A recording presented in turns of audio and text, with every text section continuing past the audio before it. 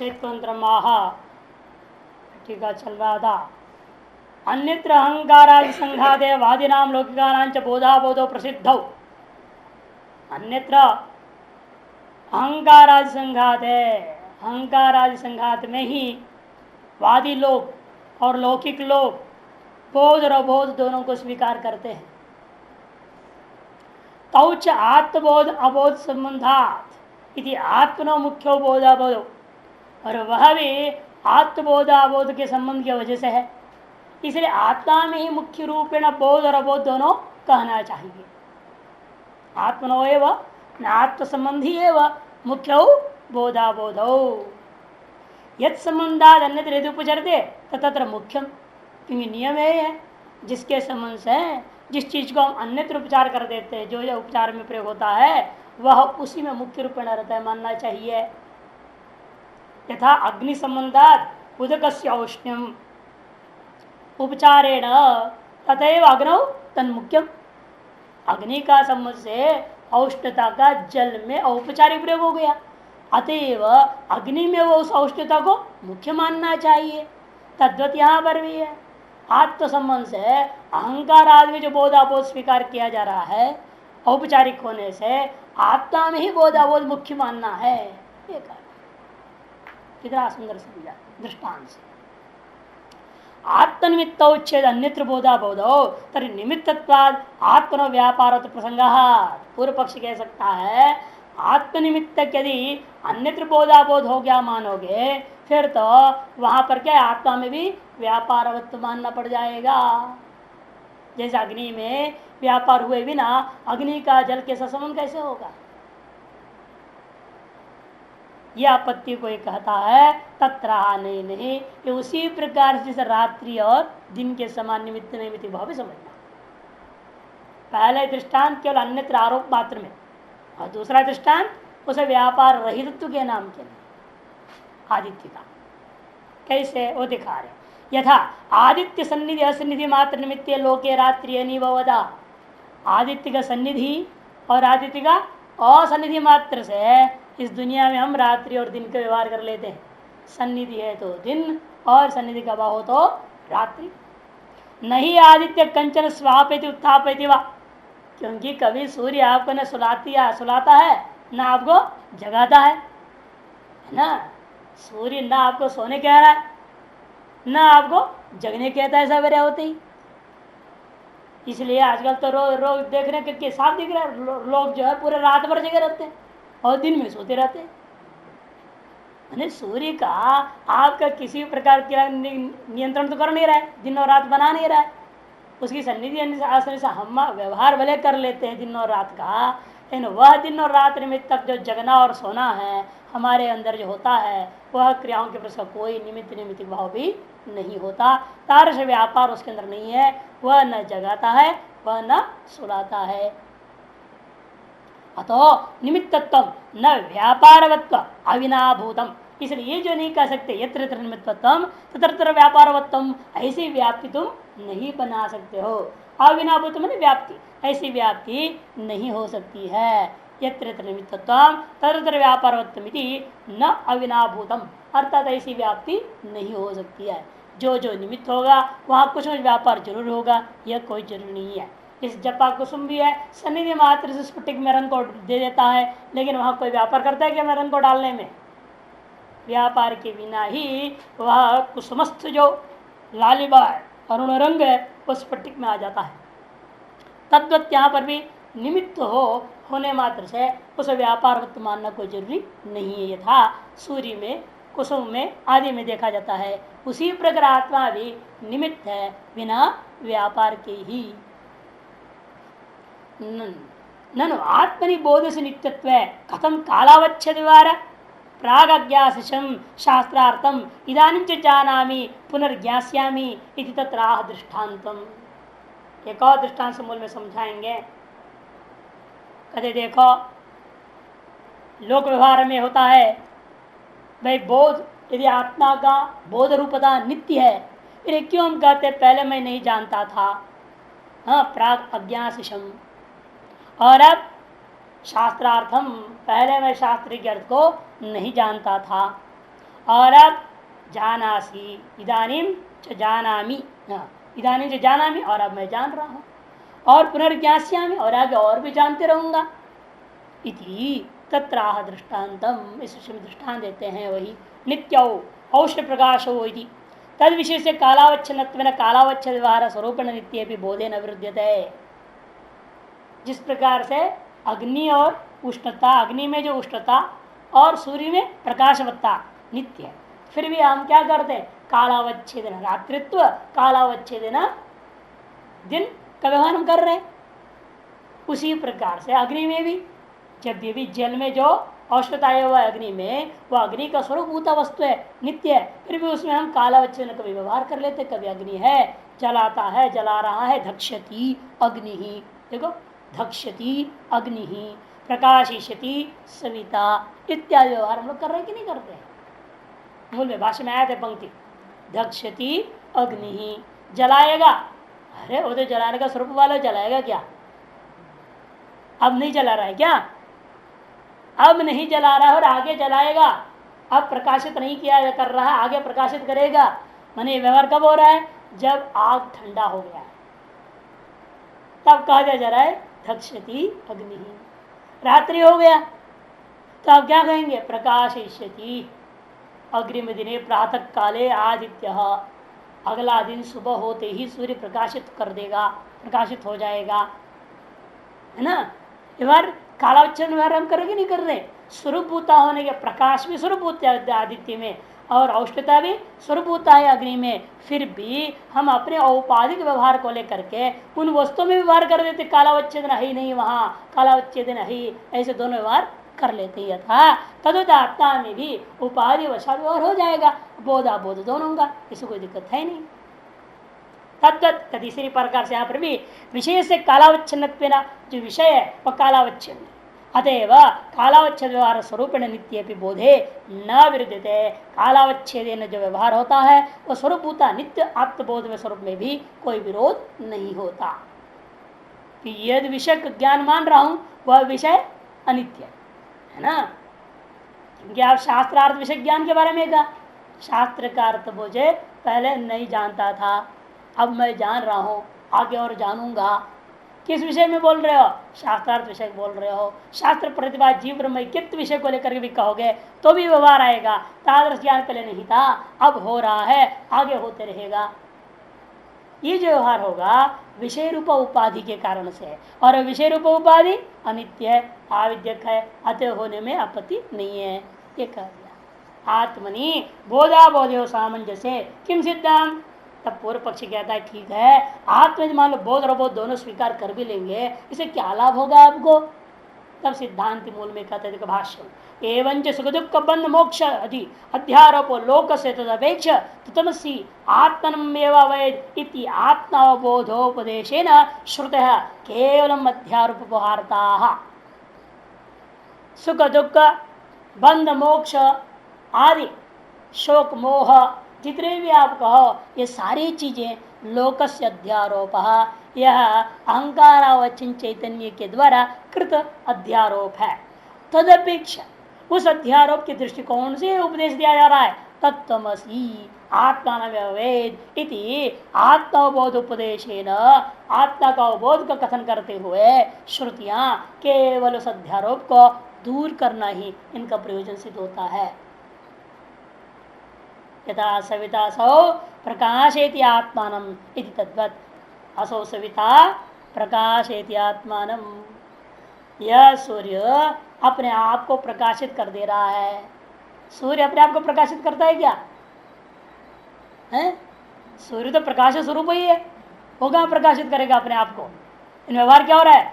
आत्मानम प्रकाशेति, सूर्य अपने आप को दिखा रहा है। सवेरा होते ही पहाड़ के ऊपर से आ गया और अपने आप को हमको दर्शन दे दिया, तो प्रकाशित होकर लिया ना अपने आप को उसने। प्रकाश स्वरूप में भी यथार्थ व्यवहार हो गया। असौ सविता आत्मानमेव प्रकाशित, अपने आप को प्रकाशित कर दे रहा है।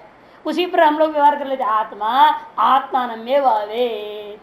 ये जो आत्मा है वो अपने आप को प्रकाश जान लिया। कैसे जाना? मैं जीव नहीं हूं, मैं ब्रह्म हूं, ऐसे जान लिया। ज्ञान स्वरूप होता हुआ भी ऐसा औपाधिक व्यवहार होने में कोई दोष नहीं है।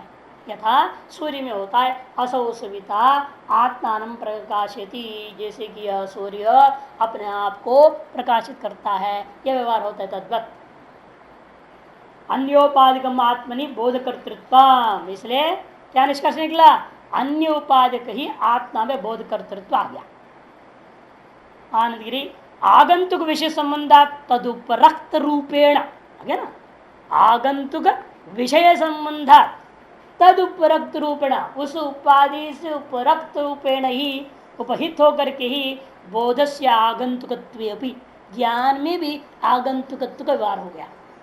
इदानीम मया स्वात्मा बुद्धते, ओहो अब जो है मैंने अपने आत्मा को जान लिया। ऐसे किस आधार पर कह रहा है, उपाधि की वजह से। पहले अविद्या भी उपाधि से आच्छादित था, तो अपने आप को कहता था हम आत्मानम न जानामि, और अब अपने आप को क्या कह रहा है, हम आत्मानम जानामि इदानी, व्यवहार कर दिया। मया स्वात्म बुद्धि नित्य बोधात्मनि खत्म बोध कर्तृत्व उपदेश, नित्य बोध आत्मा में किस प्रकार से बोध कर्तृत्व उपदेश हो गया, ऐसी आशंका कहने पर आवर्क अपनयस्य आगंतुकत्व भविष्य। देखा गया ना, आवर्ग का अपनयन करना ही यह कर्तृत्व है। आवर्ग जो अविद्या है उसका अपनयन और अनपनयन को लेकर के कर्तृत्व और कर्तृत्व का व्यवहार हो जाता है। बोधात्मनि कथम बोध कर्तृत्व में उपदेश जवाब दिया, यस्माद अन्योपाधिकम आत्मनि बोध कर्तृत्व, जिसलिए कि यह आत्मा में बोध कर्तृत्व अन्य निमित्त उपाधि के कारण से है। स्वतः पुनर्विज्ञान अनपेक्षितम एवं, अतः स्वतः कैसा है, वो विज्ञान की अपेक्षा नहीं है। वापस मूल सिद्धांत में लौट गए, स्वतः विज्ञान की अपेक्षा नहीं है, अन्य जीव के अन्य के कारण से। अन्य कौन है, अहंकार चेतन को लेकर के व्यवहार हो जाता है, विज्ञान की अपेक्षा है। हम आत्मान वेद हम आत्मान न जानामि इत्यादि कौन कहता है, अहंकार चेतन रूप जीव कहता है। इसलिए जीव सापेक्ष कहा जाता है, वह ब्रह्म भी विज्ञानाधीन है, उसका भी विज्ञान होता है, उसका भी शास्त्रों से जाना जाता है, ये व्यवहार हो जाता है। लेकिन स्वतः वह ब्रह्म को कोई विज्ञान की अपेक्षा नहीं है, वो विज्ञान स्वरूप ही है। बोध बोध कर्तृत्व बोधा बोध कर्तृत्व नित्य बोध आत्मनि, इसलिए बोध और अबोध कर्तृत्व दोनों की दोनों नित्य बोध रूप आत्मा में उसी प्रकार से तद्गत मैंने यथा सविता, जिस प्रकार सविता में है उसी प्रकार से नित्य बोध आत्मस्वरूप उस ब्रह्म में भी बोध कर्तृत्व और अबोध कर्तृत्व, जैसा दिन कर्तृत्व रात्रि कर्तृत्व और औपाधिक हो गया तद्वत यहाँ भी हो जाएगा। तस्माद अन्यत अविदिता, इसलिए निष्कर्ष निकला यह आत्मा अविदित से भी अन्य है। दोनों से भिन्न हो गया आत्मा, विदित से भी अन्य है और अविदित से भी अन्य। अधिशब्द अन्यार्थे, अधिशब्द अन्य अर्थ में मानना है। यद्वा अथवा यद्धि यस्य अधि तत्तो अन्यत् सामर्थ्या यथा अधिभृत्यादि नाम राजा। एक पक्ष में हो गया, अधिशब्द से क्या लेना, अन्य अर्थ ले लेना है। अथवा दूसरा पक्ष कहते हैं अधि से होता है जो उससे ऊपर होगा, जैसे भृत्या नाम अधि राजा, नौकरों के ऊपर कौन है, राजा, उस पर शासन करने वाला होता है। जैसा वैसे यहाँ पर भी यस्य अधि, जो जिससे ऊपर अधिकार आदि के दृष्टिकोण से, शासन आदि के दृष्टिकोण से विद्यमान रहता है, तत् उसको तथो अन्यत सामर्थ्यात, उसको अन्य के दृष्टिकोण से क्या कहते थे, उससे ऊपर है। उसी प्रकार यहाँ पर भी समझना, यथा अधिभृत्यादि नाम राजा अव्यक्तम एवं अविदितम तथो अन्य। कहने का मतलब अव्यक्त जो है वो अविदित है, व्यक्त जो है वो विदित है। इन दोनों से अधि मन इन दोनों से अन्य। विदितम अविदितंच व्यक्ता व्यक्ते कार्य कारणत्वेन विकल्पित ताभ्याम अन्यद ब्रह्म विज्ञान स्वरूपम सर्वविशेष प्रत्यस्तमितम इति अयम समुदायार्थ, यह संपूर्ण समुदाय का वाक्य का अर्थ है। अन्य देवता अथो अविता तधि इस समुदाय का यह अर्थ है। विदित और विदित कहने से व्यक्त और अव्यक्त को लेना, कार्य और कारण समुदाय को लेना, जो कि विकल्पित है, विकल्पित है, कार्य कारणत्वेन विकल्पित है, व्यक्ता व्यक्त वीतम अवितम च ताभ्याम अन्य ब्रह्म, उन दोनों से भिन्न ब्रह्म है, वह विज्ञान स्वरूप है। सर्व विशेष प्रत्यस्तमिदम भवति, सकल विशेष वहां अस्त को पूर्ण रूपेण प्राप्त, सर्व विशेष प्रत्यस्तमितम इति अयम समुदाय, यही समुदाय का अर्थ समझना है। अभिन्न और ऊपरी अधो भाव अनुपत्य है, क्योंकि अभिन्न जो होता है उसे ऊपर नीचे के भाव नहीं होता। यस्य कश्चित इत्यस्य देवादि नाम अन्यतमस्यापि, क्योंकि निपाता नाम अनेकार्थत्वाद लक्षण्याचित्यर्थ, आदि शब्द का यहाँ अलग अलग अर्थ कैसे ले लिया आपने? क्योंकि निपाता नाम अनेकार्थत्वाद, आनंदीकार कहते हैं निपाता नाम अनेकार्थत्वाद, उसके आधार पर कर दे रहे। वीतंच न भवति आवितंच न भवति एक एक निषेध तात्पर्य मुक्त्वा समुदायार्थम माह, एक एक का भी निषेध का जो तात्पर्य कथन करके उसके बाद भाष्यकार ने पूरे समुदाय का अर्थ भी घटा दिया। अतएव आत्मत्वात् न हेय उपादेयो वा, इसलिए यह आत्मा होने के नाते यह जो ब्रह्म है वह न हेय है न उपादेय।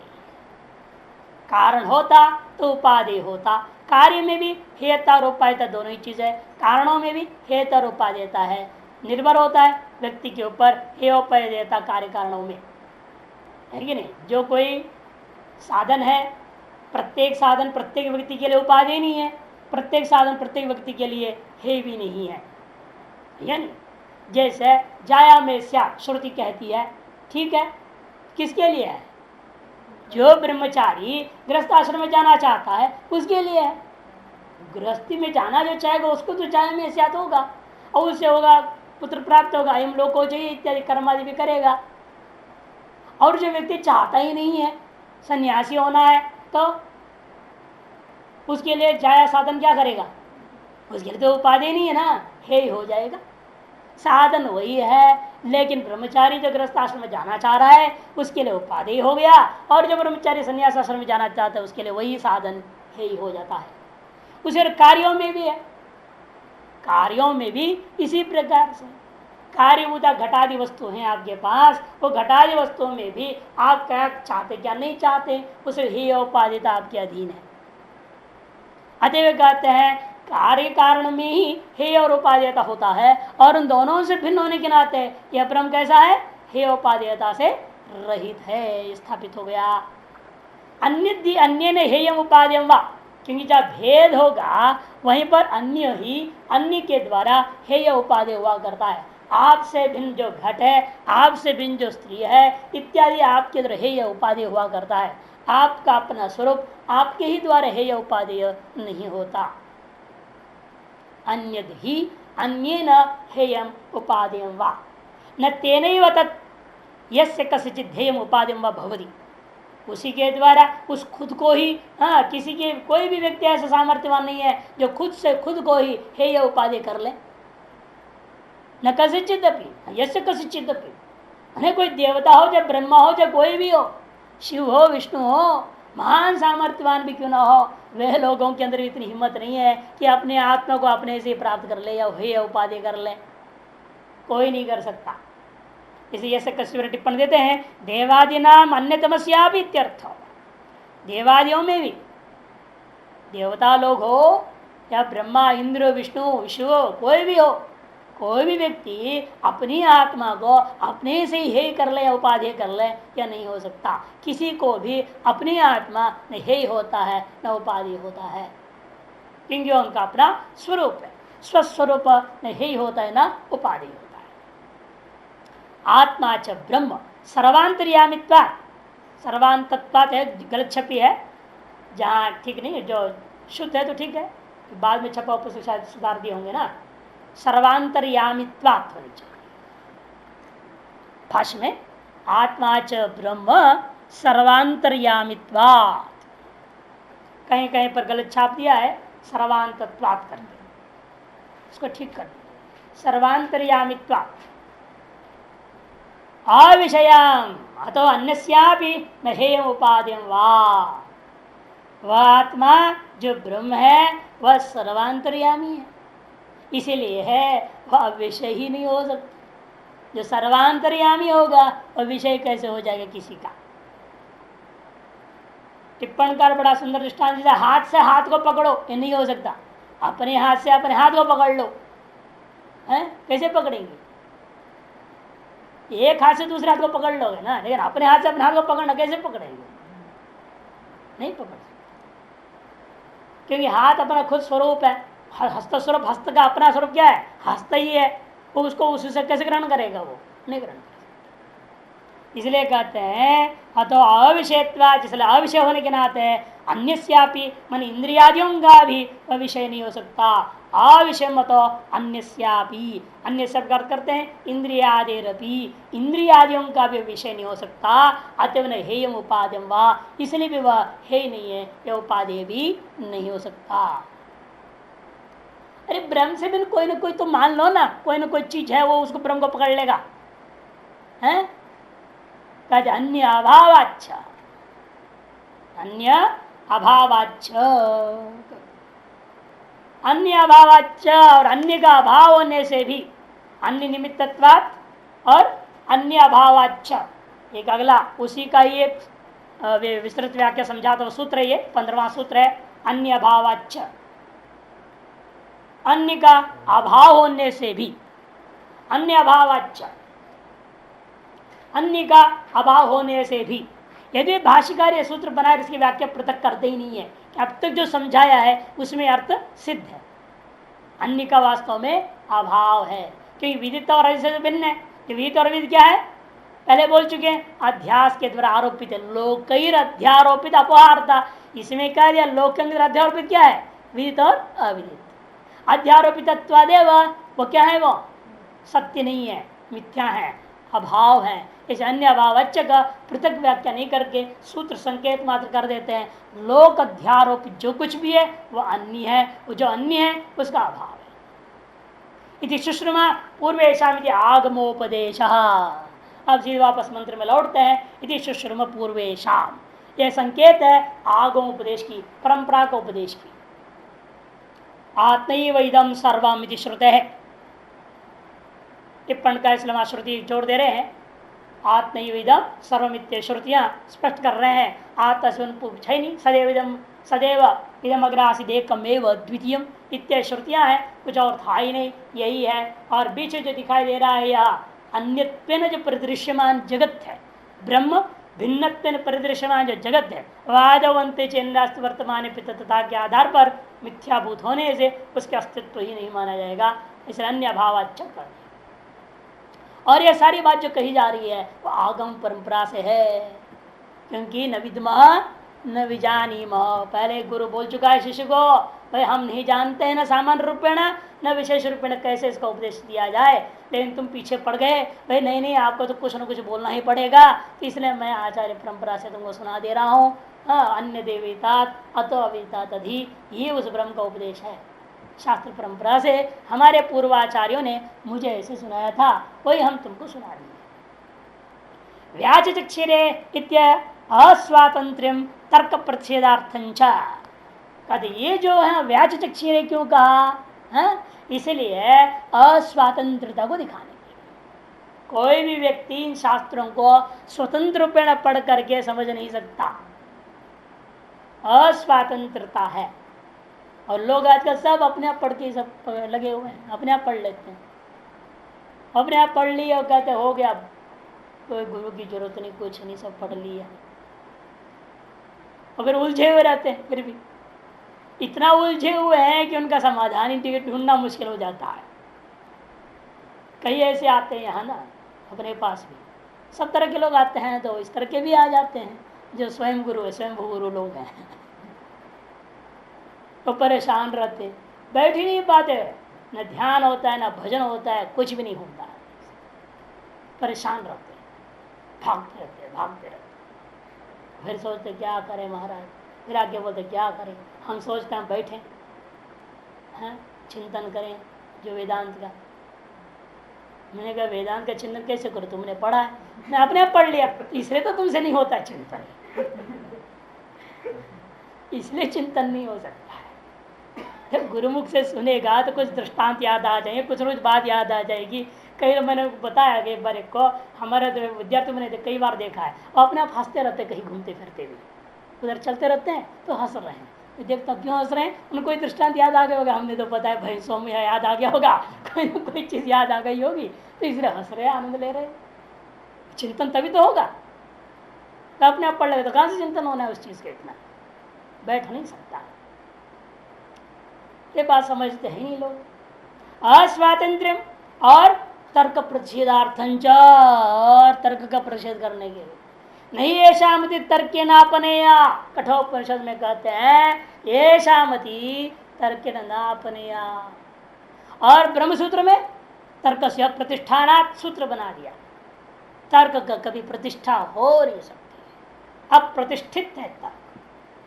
आप समझेंगे मैंने बहुत बढ़िया तर्क स्थापना कर दिया, बड़ा पुस्तक लिख दिया, दूसरा आ जाएगा आपसे बढ़िया माइकलाल भगवान भेज देते हैं तुरंत धरती पे, वो उसका खंडन कर देता है, हो गया छुट्टी उसकी भी।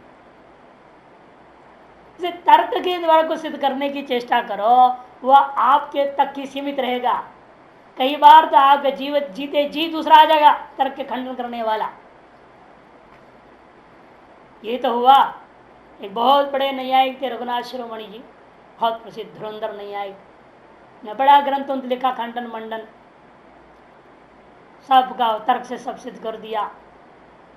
तो वो जो है गए इनके पास, चैतन्य महाप्रभु के पास, चैतन्य महाप्रभु जी को दिया पुस्तक, पुस्तक पढ़े, पढ़ने के बाद कहते अच्छा ठीक है, आपने जो टीका है लिखा है अपने हिसाब से, एक सप्ताह के बाद आप आके मिलिए। बोला एक सप्ताह के अंदर जो है उनने सारे तर्कों के लिए दूसरा पुस्तक सब खत्म।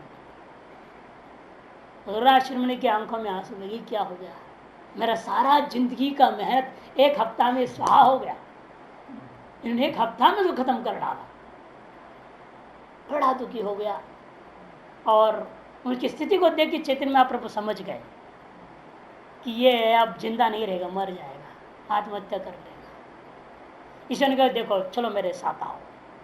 तो अपना जो लिखा होता ना खंडन का पुस्तक, वो ले करके उसके साथ चले, नौका में बैठे और गंगा जी में अपना लिखा पुस्तक तो फेंक दिया, और क्या चिंता मत कर, मेरा आशीर्वाद है तुम्हारे पुस्तक दुनिया में प्रचार होते रहेगा, मेरा तो गई गंगा,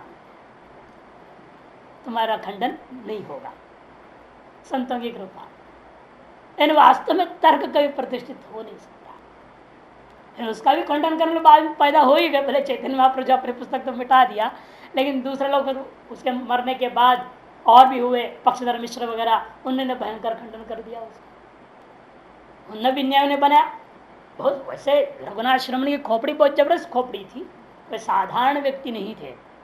उनको जो उपवर्षाचार्य थे उन्हें क्यों उसको ले गया पढ़ाने के लिए, उनके घर के सामने गए, आग मांगा उपवर्षाचार्य ने, भाई आप जो है आग दे दो।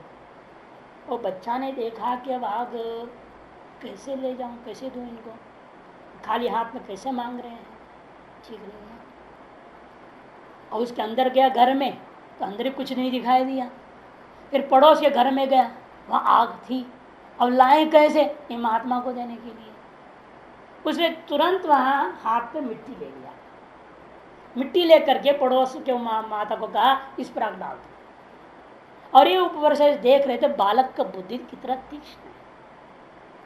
अपने घर में गया आग नहीं है, पड़ोस के घर में गया वहाँ आग दिखा, वो कोयला कैसे लाऊं, खाली हाथ गया है। तत्काल मिट्टी हाथ में ले करके उस पर आग लेकर के आया और उनके कमंडल में डाल दिया। तब फिर उसके माता पिता शाम को मिल करके उन्होंने कहा इस बच्चे को मुझे दे दो, महान विद्वान बनेगा। ये खोपड़ी में इतनी स्फूर्ति है, उस स्फूर्ति से हम समझ रहे हैं ये शास्त्रों को बहुत बढ़िया ग्रहण कर सकता है। फिर उसको उन्हें ले जाके जो उनको दे दिया, पक्षधर गुरु थे मिश्र थे, गंगेश्वर, जो गंगेश्वर उपाध्याय जिन्होंने लिखा था नवीन न्याय का चिंतामणि टीका, उनका शिष्य के हाथ में उनको सौंप दिया। इस बालक को तुम पढ़ाओ। तो उन्होंने न्याय को पढ़ा मिथिला में। ऐसा रघुनाश्रमण की कहानी आती है। मैंने सत्य स्फूर्ति न्याय के लिए यही है कि दिमाग बिल्कुल तीक्ष्ण होना चाहिए, सत्य स्फूर्ति होनी चाहिए हर चीज पॉइंट को पॉइंट पकड़ने के लिए, तब पकड़ सकता है। तो तर्क लेकिन कैसा है, तर्क का भी प्रतिषेध करने के लिए इन्होंने व्याचक्षर्य कहा, या तर्क मत करो श्रद्धस्व, यही कहा ना छांदोग्य उपनिषद में। श्वेत केतु को कहा श्रद्धा करो, मैं जो कह रहा हूं तुमको अनुभव करा दिया। ये जो कण है, ये बड़ा वृक्ष का बीज को तोड़ा, फल को, उसे कण थे, उस बीज को भी तोड़ा, चूर्ण सा हो गया, उसको उफ मार दिया, जो धूल उड़ रहा है इसी में वह वट वृक्ष का पेड़ है, ऐसे कह दिया। और कहते हैं वो देखा चेला शिष्य पुत्र श्वेत केतु का चेहरा, वो देख रहे कैसा हो सकता है, उसका मुंह थोड़ा टेढ़ा मेढ़ा हो गया। मानते नहीं ना, जो देख हम लोग को भी देखने से पता लग जाता है कैसे किस बात को लोग हाँ कर रहे हैं ना कर रहे हैं, चेहरे से मालूम हो जाता है। वहां भी चेहरे से मालूम हो गया गुरु को, इसलिए क्षेत्र क्या कहा उन्हें, श्रद्धास्व, श्रद्धा करो जो मैं कह रहा हूं, मानो इस बात को, तभी तुमको अनुभव में आएगा चीज। उसी प्रकार यहां पर भी है। तो कहते हैं तर्क व्याच शिक्षा का मतलब क्या, श्रद्धा करना चाहिए, वह तर्क नहीं करना चाहिए। पंचदशिकार इस बात और सुंदर ढंग से कहा दिया ना, तर्क्यताम मां कुतर्क्यता, तर्क भी करो, श्रुति अनुकूल तर्क के द्वारा ही मनन होता है, इसलिए कहते तर्क करो लेकिन कुतर्क मत। ये न तद ब्रह्मोक्तवंता, तद ब्रह्मा उक्तवंता, ये मैंने ना हमारे लिए जो आचार्य लोग उस ब्रह्म तत्व के बारे में कहा है, ते नित्यमेव आगमम ब्रह्म प्रतिपादकम व्याख्यातवंता, वे लोग उस आगम को इस प्रकार से कहा है, ब्रह्म के प्रतिपादक आगम कैसा है, नित्यमेव, यह आगम, यह श्रुति, यह वेद नित्य है, अपौरुषेय है, ऐसा ही उन्होंने व्याख्यान किया है, इसे आपको वैसे ही मानना चाहिए। न पुनः स्वबुद्धि प्रभवेन तर्केण उक्तवंता, अपना बुद्धि से पैदा हुआ तर्क के द्वारा उन्होंने हमारे लिए कुछ भी नहीं कहा है। इति आगम पारंपर्य अविच्छेदम दर्शेति विद्या स्तुतये, इस ब्रह्म विद्या की स्थिति के लिए आगम परंपरा का अविच्छेद को ही व्याचक्षर शब्द के द्वारा संकेतित कर दिखा रहे हैं। तर्कस्तो अनवस्थित भ्रांतो भी भवती थी, क्योंकि तर्क की अवस्था है नहीं, तर्क की अवस्थिति मन अंत या इदम इत्थम, ऐसे कभी आप निष्कर्ष नहीं दे सकते। यही तो हुआ है कि जो दार्शनिक लोग पाश्चात्य लोग क्या करते हैं, पाश्चात्य दर्शन की इतिहास देखोगे ना, हम लोगों के यहाँ जैसे दर्शनों के इतिहास नहीं है, सब दर्शन हमारे एक स्वतंत्र अपने आप में परिपूर्ण अपने आप घोषित करते हैं। उनके यहाँ ऐसा नहीं, उत्तर एक ने एक खंडन के दूसरा खड़ा हुआ, उसका मत खंड तीसरा खड़ा हो गया, उसका खंडन करके आगे हुआ, चल ही रहा है, आज तक चल ही रहा है, कोई अंत ही नहीं है, क्यों तर्क पर टिका हुआ है। तर्क पर टिका हुआ होता है वो कभी टिक नहीं सकती है, और उस तर्क को हम शास्त्र से खंडन करते हैं तो सुन करके वो एकदम घबरा जाते हैं, क्या हो गया, और एक के प्रकार आपको विरोध करके दबाने की कोशिश करेगा, तो तर्क खंडन हो गया। अब क्या करे वो, सहन नहीं हो सकता उसका अपना तर्क खंडन हो जाए। जैसे हम लोग भी देखते हैं आज किसी विज्ञान में बहुत निष्ठा है, उसके सामने विज्ञान का खंडन कर दो, वो एकदम बिगड़ जाएगा, मानने का नहीं, वो विरोध करेगा और किसी तरह से आपको दबाने की कोशिश करेगा। कोई भी व्यक्ति है, आप हर एक व्यक्ति कोई ना कोई सिद्धांत को लेकर के थोड़ा उसके प्रति आसक्ति रहती है हर आदमी के अंदर, जिसको हम लोग क्या कहते हैं, पूर्वाग्रह होता है। पूर्वाग्रह के साथ उसी में दुराग्रह भी हो जाता है, फिर तो सारा मुसीबत खड़ा हो जाता है। कि पूर्वाग्रह होना खराब नहीं, लेकिन उसे दुराग्रह कर लिया और ये मुसीबत उसको तो कभी छोड़ ही नहीं पाएगा, एक जन पूरा उसको उसी में लटका रहेगा, एक जन पूरा उसी पे टिका रहता है। वो जब तक वो धक्का धक्का खाते खाते खाते खाते उसके दिमाग में तब जाएगा, अरे ये जो मैं सोच रहा था वो गलत है, तब उसको छोड़ेगा। इसलिए भगवान ने कहा अनेक जन्म संशय तो क्यों कहा है, क्योंकि हर स्थिति, वेदांत का भी यही हाल है। वेदांत अनेक स्तर के है ना, अलग अलग स्तर के हैं, और अलग स्तर के बात को कोई किसे पकड़ रखा है, कोई किसे पकड़ रखा है। वही हाल है जो 6 अंधे एक हाथी को समझ रहे हैं, है ना, अंधों की कहानी है, 6 अंधों की कहानी सुप्रसिद्ध दुनिया में। 6 ब्लाइंड एंड द एलिफेंट, वही हाल है। 6 वेदांती एंड ब्रह्म 6 वेदांती खड़ा कर दो, उस एक ब्रह्म के बारे में कोई कुछ कह रहा। कोई सृष्टि दृष्टिवाद पे चल रहा है, कोई दृष्टि सृष्टिवाद के आधार पर बोल रहा है, कोई अजातवाद पे बोल रहा है? कोई किस स्तर से कोई इस तरह दृष्टिकोण से कहते रहता है, और सब अपने अपने मत को लेकर के दुराग्रह करके बैठे हुए हैं। हम जो कर यही सही है, हम जो प्रदान करें वही ठीक है, वो जो कर रहा वो गलत है। किसी ने तो यहाँ तक बोल दिया था, जो यहाँ ऋषिकेश पढ़ाते हैं वो ऋषिकेश वेदांत है। ऋषिकेश वेदांत हमारे सामने चर्चा नहीं करना बोल दिया, लेकिन निषेध कर दिया। जब कैलाश पड़गे का महात्मा गया कहीं दिल्ली में, वहाँ कोई चर्चा हुई तो उनका कि वो जब खंडन करने लग गया, उसके बाद यहाँ की परंपरा से जब पढ़ा व्यक्ति था उसने उनकी बात खंडन कर दिया। खंडन करते उसने पूछा पहले आपने कहाँ से पढ़ के आई? ऋषिकेश से। अरे ये तो ऋषिकेश वेदांत है, फिर वो हमारे मत का नहीं है, हमारे दिल्ली वेदांत मानो। दिल्ली वेदांत ऋषिकेश वेदांत क्या है? तो ऐसे ऐसे मूर्ख लोग हैं दुनिया में। ऋषिकेश में जो पढ़ाया जा रहा है अलग कोई वेदांत होगी, अरे वही शांकर भाष्य है, वही परंपरा से पढ़ा रहे हैं। तो यही अंतर है, परंपरा से ग्रहण करने में और अपरंपरा से ग्रहण करने में काफी अंतर होता है। अब उसको आप ऋषिकेश वेदांत दिल्ली वेदांत भेद कर दें, ये तो 6 अंतंग वाली कहानी बनेगी और क्या। तो इसलिए कहते तर्कस्तो अनावस्थित, तर्क की अवस्थिति कभी नहीं होता। इसी को ब्रह्म सूत्र में कहा तर्कस्य प्रतिष्ठानात्, प्रथम अध्याय 2 पाद में ही आता है। भ्रांतोपी, और तर्क जो देते हैं लोग उसमें कई बार भ्रांति होती है, खुद के तर्कों को खुद ही काट देते हैं। कई बार ऐसा भी देखने को मिला है ना। एक बार अभी एक तर्क प्रतिपादन कर दिया है, 2-4 घंटे के बाद फिर कोई चर्चा छोड़ो तो पूर्व तर्क को स्वयं काट देगा, नया तर्क स्थापित कर देगा। और जब मूल दृष्टांत आपको चाहते हैं, जी कृष्णमूर्ति हैं, खुद के तर्कों को काट, सेल्फ कॉन्ट्रडिक्टरी स्टेटमेंट्स के बहुत है। दूसरा नंबर में उसी का चेड़ा रजनीश, वो भी कम नहीं, सब सेल्फ कॉन्ट्रडिक्टरी। अपनी एक पुस्तक पढ़ो, दूसरे पुस्तक पढ़ो, उसके विरुद्ध उसमें मिलेगा, उसका विरुद्ध इसमें मिलेगा। ऐसे उठपटांग लोग बहुत हैं, अभी भी हैं, होते ही रहते हैं संसार में। भ्रांत लोग खुद भ्रांत है, दूसरों को भ्रांति में डाल देते हैं, जो भ्रांति में उसको और भ्रांति में डाल देते हैं। अंधे ने नियम माने था, अंधा चल रहा है संसार।